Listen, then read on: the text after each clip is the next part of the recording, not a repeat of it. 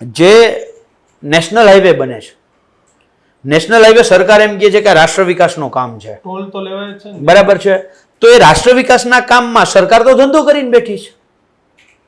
એ toll tax જેટલો road બનાવવાનો ખર્ચો થયો એનાથી 4 ગણા તો ટોલ સરકારે વસૂલી લીધા.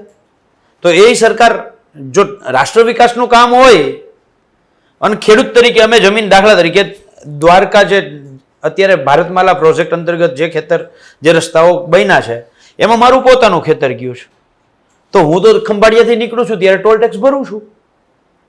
તમારું યોગદાન તો છે જ ને. બરાબર છે, રાષ્ટ્ર વિકાસમાં મારો ફાળો છે.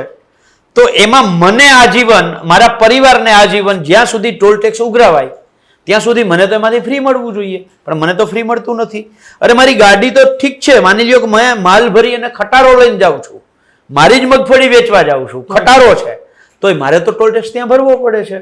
સરકાર ધંધો કરે છે, મારી જમીન ઉપર રોડ બનાવીને ધંધો કરે છે. આજકાલનું કરે ભાજપ આવ્યું, કોંગ્રેસમાં યાદ ખાતું ને ક્યારે ટોલ ટેક્સ આજકાલના થોડા પાલભાઈ ચાલુ થયા.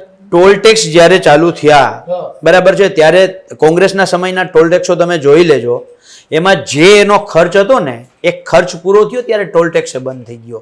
જેવી રીતે બ્રિજ માટે ટોલ ટેક્સ બનતા, તો બ્રિજનો જેટલો ખર્ચો હતો એ ખર્ચ જ્યારે પૂરો થયો ત્યારે ટોલ ટેક્સ બંધ થઈ ગયા. મિત્રો, આવા જ વિડીયો અને શોર્ટ્સ જોવા માટે આજે જ અમારી ન્યૂઝ રૂમ યુટ્યુબ ચેનલને સબસ્ક્રાઇબ કરો.